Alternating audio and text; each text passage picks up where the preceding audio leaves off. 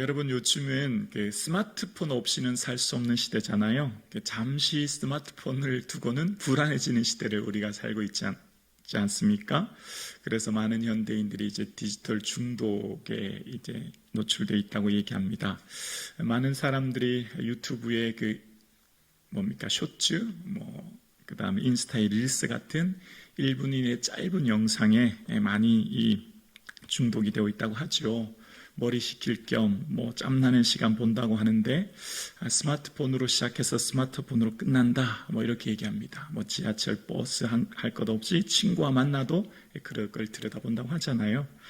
그래서 여러분 팝콘 브레인이란 말이 있더라고요. 팝콘 브레인. 그러니까 강렬한 자극에 뇌가 노출돼서 평범한 일상의 기쁨을 별로 느끼지 못하는 상태 그런 것 같아요. 그러니까 이 뇌는 자꾸 이 충격적인 자극적인 짧은 영상에 노출되니까 일상의 삶의 모든 것들이 점점 흥미가 없어진다 그렇게 얘기를 하더라고요.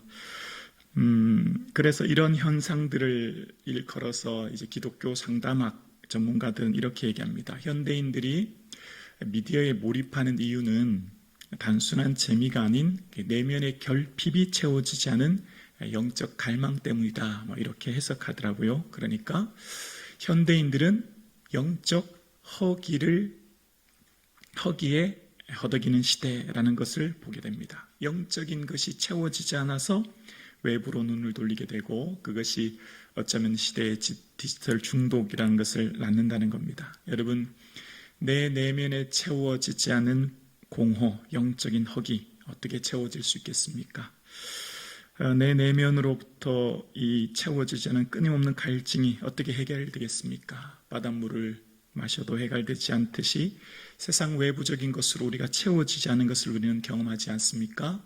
그것은 바로 뻔한 대답인데요. 교과서적인 대답인데요. 하나님을 갈망할 때 그 영적 허기가 채워질 줄로 우리는 믿습니다.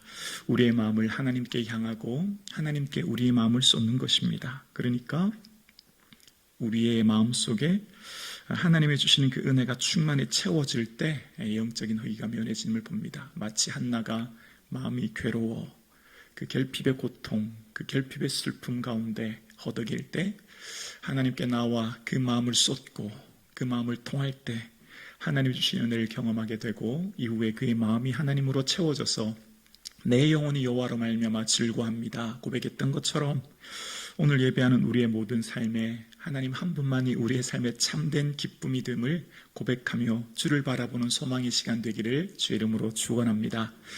오늘 읽었던 본문의 내용은요, 한나가 주의 은혜에 감사해서 아이를 낳게 돼요. 그래서 너무 감사한 거예요. 그래서 그 남편 엘가나에게 이제 내 주신 하나님의 자녀를 나실인으로 영원히 드리길 원합니다. 당신 생각 어때요? 이렇게 묻죠. 그랬더니 남편이 그래요? 그럼 그대 소견에 좋은 대로 하죠. 이렇게 허락합니다. 왜냐하면 이때 당시 나실인법의 서원은 남편이 허락하지 않으면 무효가 되는 것이 민수기 30장에 나오지 않습니까? 그래서 이제 3년 동안 아이를 기르고 젖된 후 한 3년쯤 지났다고 해요. 그리고 이제 수소 3마리를 드립니다. 일반적으로 나시린 서원에 수송아지를 드린다는 민수기 15장으로 보아 지금은 그 몇 배의 제물을 드려요. 그러니까 억지로 어쩔 수 없이 드린다기보다는 그 기쁨과 감사함으로 드렸다, 그렇게 보게 됩니다. 아버지 엘가나와 한나는 그 주님께서 주신 이 아들 하나님 앞에 감사함으로 드리는 것을 보게 됩니다. 자, 오늘 본문을 다시 한번 곰곰이 묵상해 볼게요. 자, 먼저 첫 번째, 한나에게 주신 이 아들 서운한 건요, 사실 아무도 몰라요. 왜냐하면 입술로 소리내서 기도하지 않았거든요. 엘리 제사장도 몰라요. 나만 알고 하나님만 알아요. 그러면 사실 아들 낳았잖아요. 아무도 모르는데 굳이 내가 그 못쓴 소원 지킬 수 있을까? 그런 마음 들지 않겠습니까? 또 생각해 볼까요? 지금 한나가 사무엘을 낳았는데 이 뒤에 또 아들을 놓게 될지 안 놓게 될지 몰라요. 어쩌면 지금 한나에게는 이 아들이 독자예요. 독생자예요. 이 아들밖에 없어요. 전부예요. 내 전부요. 내 전부인 아들을 하나님께 드린다고 하는 것 정말 어려운 일이에요. 또 생각해 볼게요. 나실인 서원이요. 민수기 6장에 보면 두 가지의 나실인이 있어요. 첫 번째는 종신서약인데요. 나실인으로서 종신, 영원토록 하나님의 평생토록 드리는 서약이 있고 특정 기간만 서원해서 드릴 수 있는 거거든요. 자, 그러면 내가 하나님께 서원해도 뭐 평생 드릴 거 있나? 너무너무 소중하고 사랑스러운 내 아들 특정 기간만 한 1년, 2년쯤만 드리고 나와 함께 살면 좋겠다. 그런 마음 들지 않겠습니까? 그런데 한나는 기도할 때 하나님 아들 주시면 평생 주께 드릴게요. 종신서원이거든요. 그래서 이후에 아들 낳고 난 후에도 마지막 9절에 보면 평생 주께 드린다 고백합니다. 한나의 마음이 변치 않고 한결같이 그 마음을 지키는 한나의 마음을 보게 돼요. 정말 어렵고 힘든 일이다 생각합니다. 우리의 믿음은요, 응답 후에 진짜 믿음이 드러납니다. 성공 후에, 축복 후에, 형통함을 받은 후에, 기도 응답받은 후에 그분의 삶의 태도가 진짜 믿음이에요. 기도하기 전에는 많은 요구를 하잖아요. 그 절박함 때문에, 그 간절함 때문에 하나님 앞에 아뢰잖아요. 근데 그분의 진짜 믿음은 언제 드러날까요? 축복받은 후요, 응답받은 후요, 형통한 후요, 모든 것을 얻은 후 그분의 모습이 그게 진짜 믿음인 거예요. 어쩌면 한나는 아들 낳기 전에 그 절박함 때문에 하나님 저 아들 좀 주세요, 평생 드릴게요 했던 그 한나의 믿음이 아들 낳고 난 후에도 하나님 앞에 드렸던 그 모습을 보아 그 믿음이 한결같은 변치 않은 믿음인 것을 보게 됩니다. 선배 목사님들의 자서전을 여러 번 읽게 되는데요. 이 60, 70년대 한국교회를 이끌었던 선배 목사님들의 자서전들을 보면서 그런 얘기를 합니다. 절대 사람 의지하는 목회하면 안 된다. 그런 내용이에요. 안산 동산교회 목회하셨던 고훈 목사님 그런 얘기를 하시더라고요. 안산은 안사라라고 하는 게 안산이래요. 안산은요, 다 여기서 내가 돈만 벌면 서울 가야지. 그런데 안산이래요. 그래서 교회 성도가 등록하면 또 새롭게 창업을 하면 온 성도들이 축복해주고 기도한대요. 그런데 기업이 잘 되면, 번창하면 이런 핑계 저런 핑계 대고 다 서울로 이사 간대요. 더 이상 남아있지 않는데요. 교회가 짐이 되기 시작한다는 겁니다. 처음에는 교회를 통해 기도를 받고 은혜를 받아서 열심히 섬기는데 사업이 잘 되고 삶의 자리가 나아지고 내 형편이 좋아지면 교회가 짐으로 느껴진대요. 그리고 내 삶의 수준도 이제 나와 비슷한 사람들 만나고 싶고 나의 과거를 아는 사람이 별로 좋지 않다는 겁니다. 그래서 다 떠난다는 거예요. 근데 이 분의 고백은 제가 다른 목사님들의 자서전을 봐도 공통점이더라고요. 다 그 공통점 속에서는 사업 초기는 절박함으로 주님 앞에 붙들고 주께 엎드리는데 사업이 잘 돼서 형통하면 그 공동체를 떠난다는 겁니다. 그래서 절대 목회는 사람 의지하면 안 된다. 대부분의 목사님들의 고백입니다. 여러분, 왜 사람 마음이 바뀔까요? 왜 처음에는 그 절박함으로 하나님 앞에 엎드렸다가 모든 것이 잘 되고 형통할 때 그것을 그 축복이 사명으로 여기지 않고 내 삶의 누림으로 그것을 생각할까요? 여러분, 말씀을 보면 말씀을 통해서 우리가 깨닫는 게 있어요. 우리에게 주시는 말씀은 언제나 우리의 삶에 주시는 은혜는 그 축복은 사명임을 기억해. 얘들아, 너희들 잊지 마라. 그 너에게 주신 복은, 그 축복은, 그 은혜는 너 자신만을 위한 게 아니야. 너가 삶은 그 공동체를 위한 것이야 라고 하는 것을 끊임없이 말씀하고 계십니다. 자, 오늘 본문을 다시 한번 곰곰이 묵상해 볼게요. 자, 오늘 본문을 다시 조용히 보면 좀 특이한 구절이 나오는데 여러분 24절 한번 보실래요? 24절에 보면 이렇게 나와 있죠. 1장 24절에 젖을 뗀 후에 그를 데리고 올라갈새 수소 3마리와 밀가루 한 에바와 포도주 한 가죽 부대를 가지고 실로의 여호와의 집에 나아갔는데 아이가 어리더라. 여러분, 여호와의 집이라고 하는 표현 보이세요? 네, 보이시죠? 1장 24절에. 그런데 여러분 잘 보세요. 오늘 본문에 보면 실로의 여호와의 집에 갔다고 되어 있잖아요. 그런데 여러분 앞구절 1장 9절 보세요. 1장 9절을 보면 뭐라고 나와 있냐면 그들이 실로에서 먹고 마신 후에 한나가 일어나니 그때 엘리 제사장은 여호와의 뭐라고요? 전이요, 전 문설주 곁 의자에 앉아 있더라 라고 이야기합니다. 자, 여기서 뭔가 달라졌다고 하는 표현이 나오죠. 조금 전에 분명히 한나가 기도했던 곳은 어디였죠? 여호와의 전이요. 여호와의 전이라고 하는 헤켈은 성막을 말하거든요. 하나님 임재의 장소인 성막 그 전이었는데 3년이 지났어요. 그리고 젖된 아이를 품에 안고 하나님께 데려갑니다. 근데 이번에는 뭐가 되었죠? 하나님의 집이 되었어요. 여기 집이라고 하는 히브리어 바이트는 집과 함께 가족이란 두 가지 의미가 되어 있어요. 그러니까 사람들이 거주하는 공간인 집이라는 의미도 있고요. 그래서 오늘 본문의 집으로 해석했지요. 또 하나 바이트라고 하는 단어는 또 하나 의미가 있는데요. 그 집에 거주하는 사람들, 가족을 바이트라고 얘기해요.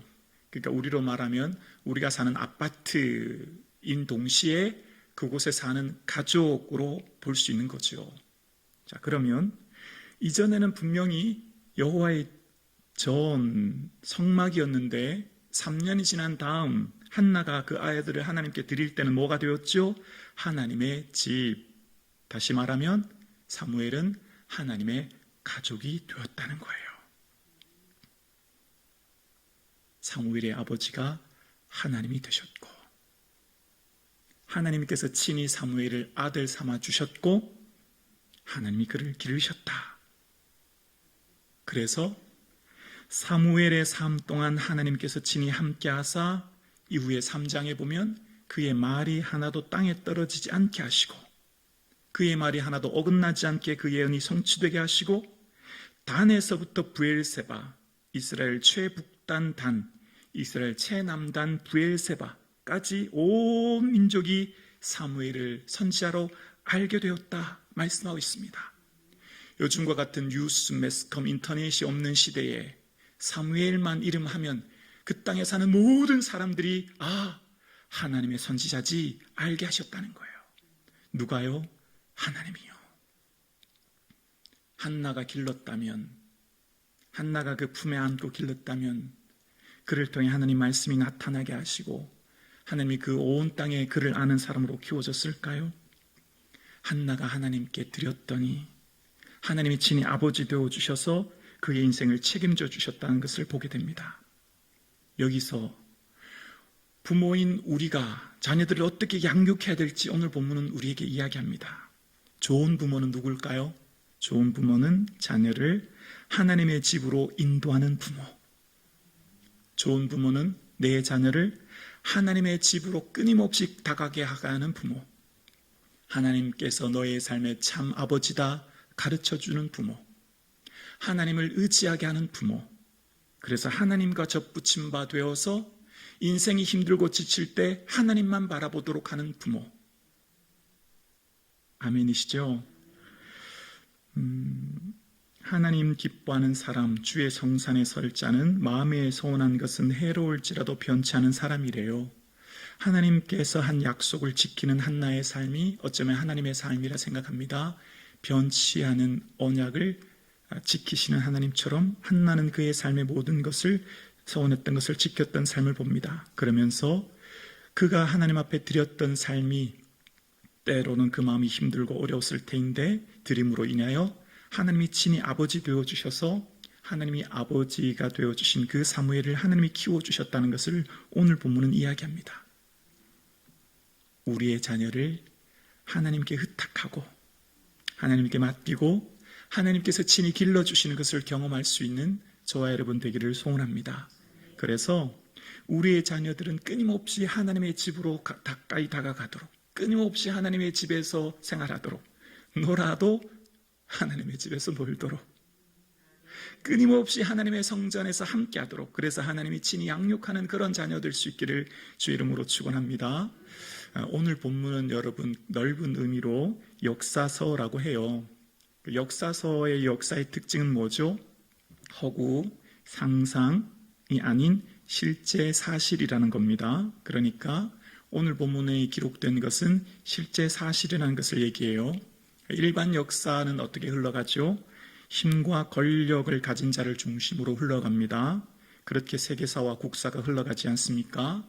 그런데 오늘 이 역사서인 성경은 우리에게 뭘 말할까요? 세계의 흐름은 권력을 중심으로 흐르지만 성경에 기록된 하나님의 역사는 하나님이 친히 이끄신다는 거예요.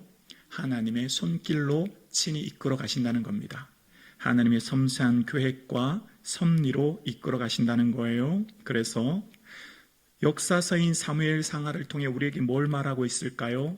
개인과 가정과 국가의 어떤 위기와 어려움도 하나님을 바라보도록, 하나님의 손길을 의지하도록, 하나님만을 바라보는 삶을 살도록 이 성경은 우리에게 끊임없이 방향을 제시하고 있는 겁니다. 그래서 성경에 이 사무엘 상하에 끊임없이 등장하는 단어가 있습니다. 바로 여호와의 손, 하나님의 손이라는 표현입니다. 하나님의 그 손길로 이스라엘의 가정의 개인과 국가를 친히 인도하고 계신다는 것을 말씀하고 계세요.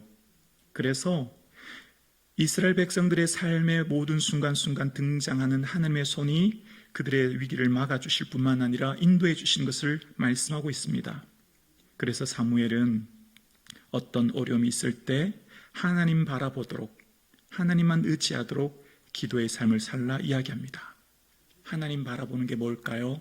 하나님께 내 삶을, 하나님을 인정하고 기도하는 삶이에요. 그래서 사무엘 상하를 보면 한 가지 사무엘 상하를 관통하는 주제 하나가 있습니다. 바로 기도라는 거예요. 오늘 본문은 사무엘을 여는 왕정기를 여는 첫 시작인데요. 그 시작이 뭐로 시작하냐면 한나의 기도로 시작하잖아요. 마음이 괴로워서 기도하죠. 근데 이 사무엘하가 끝나는 마지막 장 마지막 구절이 어떻게 나오는지 볼까요? 사무엘하 24장 25절이 마지막 구절인데요. 끝부분만 볼게요. 이에 여호와께서 그 땅을 위한 기도를 들으심에 이스라엘에게 내리는 재앙이 그쳤더라. 아멘. 인구조사로 인하여 퍼진 그 연병의 모든 것이 하나님께 드린 번제로 인하여 그 기도를 들으셨고 재앙이 그쳤다는 것으로 마칩니다. 그러니까 사무엘 상하를 관통하는 하나의 주제는 기도라는 겁니다. 기도는 뭐죠? 하나님을 인정하는 것, 하나님이 세상을 통치하고 다스리심을 인정하며 고백하는 것, 내 삶을 주관하며 내 가정을 주관하며 이 국가를 경영하시는 분이 하나님이신 것을 인정하고 고백하여 혹 인생의 위기와 어려움, 국가의 위기와 어려움이 있을 때 그 자신의 힘과 방법이 아닌 하나님만 의지하도록 바라보는 삶, 이 말씀은 변함없는 가치인 줄로 우리는 믿습니다. 오늘도 여전히 우리 삶 가운데 우리의 가정과 민족과 삶을 친히 경영하시는 그 하나님, 그 하나님의 손길이 우리를 붙들고 있음을 우리는 믿습니다. 그래서 우리는 어떠한 위기와 어려운 상황 가운데 있을 때 하나님을 의지하고 하나님을 바라봅니다. 오늘 함께 예배드리시는 사랑하는 성도님, 우리의 삶 가운데 하나님만 의지하는 저와 여러분 되기를 주의 이름으로 축원합니다. 문제가 생길 때 오늘 본문처럼 온 마음을 다해 주께 기도해야 됩니다. 오래 기도하고 내 심정을 토해내 놓아야 하죠. 위기와 어려움이 있을 때 우리는 때로 금식을 하기도 하고요, 철야를 하기도 합니다. 왜냐하면 전적인 하나님의 은혜를 구하기 때문이에요. 그런데 또 말씀을 보면서 한 가지 생각하게 돼요. 문제가 생길 때 모든 것을 맡기는 믿음. 자, 여기서 잘 주의해서 들어봐 주세요. 어떤 문제가 있으면 해결해야 되잖아요. 그래서 어떻게 해요? 기도해야죠. 맞아요. 열심히 기도해야 돼요. 그런데 또 하나 생각해 볼게요. 하나님이 역사를 주관하고 계세요. 통치하고 계세요. 그 하나님 앞에 내 인생과 내 미래와 이 모든 삶을 맡기는 것, 그게 믿음이 되는 거예요. 그래서 그 믿음은 때로 하나님 앞에 기도하고 애쓰는 것과 동시에 때로 초연함을 유지해요. 일상의 삶을 살아가요. 문제로 인하여 애타하지 않고 발을 동동 구르지 않아요. 왜죠? 주님의 손길 아래에 다 있어. 주님이 다스리고 계셔. 주님이 다 하실 거야. 그래서 삶의 일상성을 유지해요. 초연함을 유지해요. 그게 믿음의 삶인 거예요. 이해가 되시나요? 아멘이시죠? 삶을 경영하고 섭리하신 하나님께 모든 걸 맡기는 거예요. 내 마음을 다하여 여호와를 신뢰하라. 내 명철을 의지하지 말라. 너는 범사의 그를 인정하라. 그리하면 내 길을 지도하시리라. 하나님을 신뢰합니다. 내 삶을 붙들고 계신 하나님, 우리의 가정과 국가와 모든 삶을 인도하고 계신 하나님을 신뢰합니다. 그리고 주님이 합력하여 소원을 이루실 것을 우리는 믿습니다. 지금 내 눈에 볼 때 위기와 어려움으로 불안하고 두렵지만 맡깁니다. 그래서 어떻게 해요? 평안함을 유지하고 삶의 일상성을 유지하여 평범한 삶을 살아내는 것. 그게 또한 믿음의 삶을 사는 것이죠. 그래서 기도의 시작은 언제나 위기와 어려움과 결핍이 기도의 시작입니다. 기도의 문을 여는 것은 언제나 성경의 믿음의 인물들을 보면 그것이 어떠한 위기의 상황 가운데 문을 열었던 것을 봅니다. 그런데 성경은 그 기도의 결과를 우리에게 이야기해 주는데요. 기도의 결과는 언제나 그 열매는 공동체를 위한 것이란 걸 알게 돼요. 여러분, 오늘 읽은 성경 사무엘상하는 다윗 이야기로 가득 차 있습니다. 오늘 이야기의 중심 사무엘상하의 주인공으로 등장하고 있는 사람은 사무엘이 아니라 다윗이에요. 왜냐하면 사무엘은 사무엘상 25장에 죽고 그의 인생이 끝나요. 그리고 그 뒤에 계속 이어지는 이야기는 다윗 이야기예요. 그러면 생각해 볼게요. 왜 사무엘상하로 이름을 지었을까? 다윗 상하라고 해야 맞지 않을까? 여러분 어떻습니까? 이 성경을 읽으면서 그런 생각해 본 적 없으세요? 주인공으로 등장하는 사람은 다윗이라고요. 근데 굳이 왜 사무엘이라고 하는 이름으로 책을 지었을까라는 거예요. 물론 거기에 대한 명쾌한 답은 성경에 나와 있지 않지만 신학적인 방법으로 성경을 이렇게 해석해 보았습니다. 성경에 등장하는 왕은 스스로 결코 왕이 될 수 없습니다. 내가 왕이 되고 싶다라고 해서 될 수 있는 사람은 아무도 없습니다. 하나님이 선택하셔야 되고 하나님이 기름 부어 세우셔야 합니다. 하나님이 기름 부어 세우실 때 제사장을 통해서 그를 세우십니다. 그리고 그를 백성의 왕으로 하나님께서 세우시는 거예요. 다윗이 왕이 되려면 반드시 그러면 제사장이 필요한 거죠. 마치 예수님께서 세례요한에게 세례를 받으실 때 세례를 받는 것이 하나님의 의를 이루는 것이다 말씀하셨던 것처럼 예수님이 어린 양으로 오셨기에 어린 양 대신 예수 그리스도 위에 그 제사장 된 세례요한의 안수가 있어야 될 것처럼 다윗 왕도 왕으로서 지명받아 쓰임받기 위해서는 제사장이 필요했고 기름 부을 제사장이 사무엘인 것을 보게 돼요. 그러면 또 생각해 볼게요. 왜 사무엘 상하로 이름 지었을까라는 거예요. 하나님이 세우는 사람은 하나님이 세우는 그 인생 자기 자신만을 위해 살게 하시기 위해 그를 부른 게 아니라 그가 속한 가정과 그가 속한 공동체를 위해 그를 불렀고 그를 세웠고 그에게 축복 주신다는 겁니다. 사무엘은 왜 존재하죠? 다윗을 왕으로 세우기예요. 다윗은 왜 세워졌죠? 온 이스라엘을 하나님의 온전한 통치와 다스림 안에 거하기 위해요. 그러니까 기도의 시작은 결핍과 문제와 위기였는데 기도의 결과인 열매는 언제나 나만을 위해 멈추지 않아요. 그 열매는 응답은 언제나 공동체를 위한 것임을 이야기하는 겁니다. 우리 모두는 톱니바퀴처럼 물려서 살아갑니다.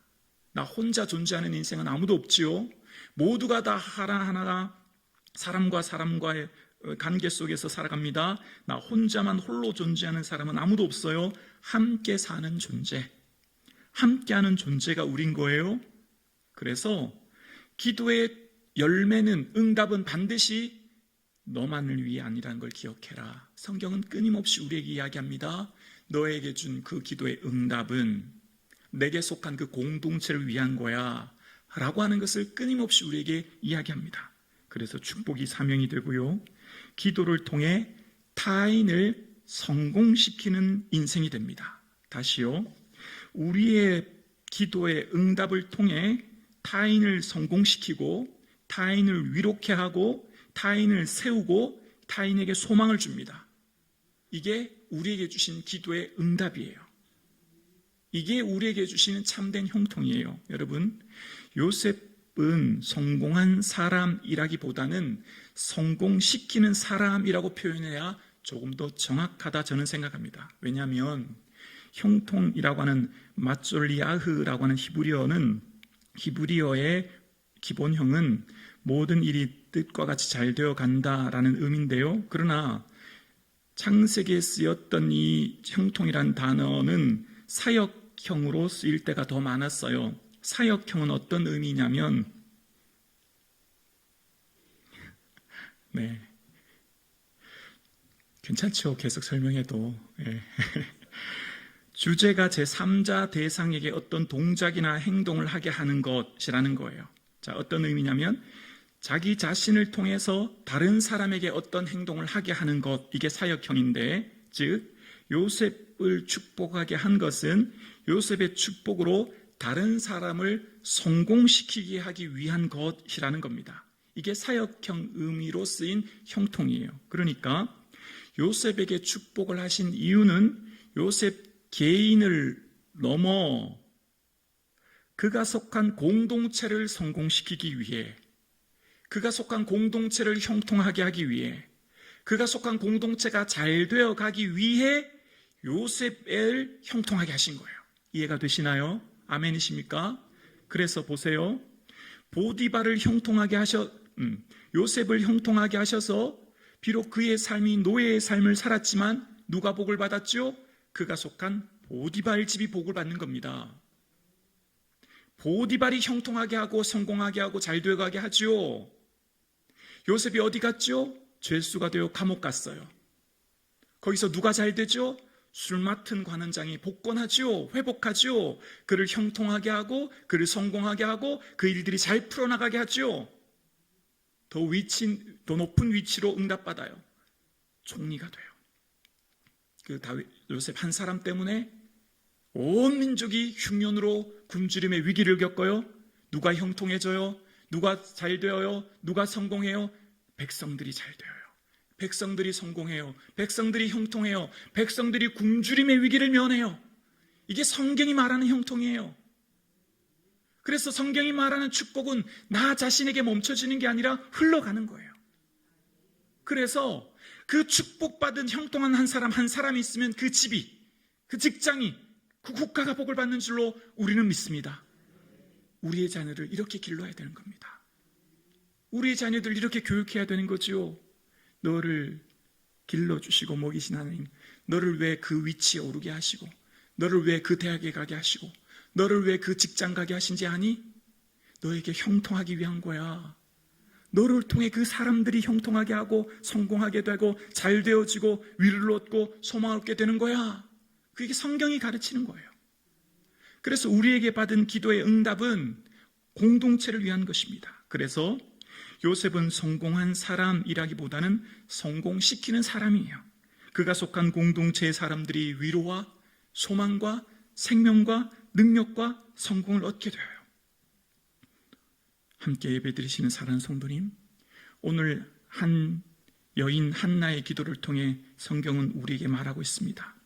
그가 낳은 아들 사무엘은 온 민족의 지도자인 다윗을 기름 부어 왕으로 세웠고, 그를 통해 다윗을 통해 온 민족이 하나님의 통치와 다스림을 대리하였듯이 하나님께서 우리에게 주신 은혜와 축복, 그리고 그 기도의 응답은 나를 통해 그 공동체가 살아나도록, 나를 통해 그 공동체가 하나님의 영광으로 충만하도록 우리에게 은혜를 부어주신다 말씀하고 계세요. 그럴 때 우리 마음에 내면에서 일어나는 참된 기쁨을 누리는 겁니다. 주는 자가 복되거든요. 여기서 기쁨이 흘러넘치는 거예요. 그래서 영적인 허기를 면하는 겁니다. 영적인 허기가 왜 생길까요? 비교와 판단, 더 소유하지 못했기 때문 아닐까요?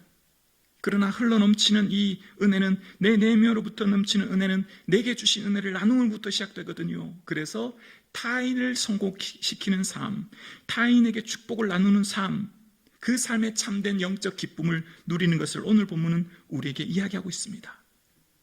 오늘 예배하는 저와 여러분의 삶에 내가 속한 가정이, 내 남편이, 내 아내가, 내 자녀들이, 내가 속한 직장에 내 부장님, 차장님, 직장 부하가, 학교가, 내 삶의 자리가 하나님이 주시는 기쁨과 은혜가 흘러넘치고 생명의 물결이 흘러넘치고 위로와 소망이 흘러넘치는 그런 삶의 자리 되기를 주의 이름으로 축원합니다. 그래서 하나님이 더 축복해주고 싶은 사람, 더 응답해주고 싶은 사람, 더 부어주고 싶은 사람, 할 수만 있다면 내 모든 것도 주고도 아깝지 않은 사람, 그 사람이 저와 여러분 되기를 주님의 이름으로 축원합니다.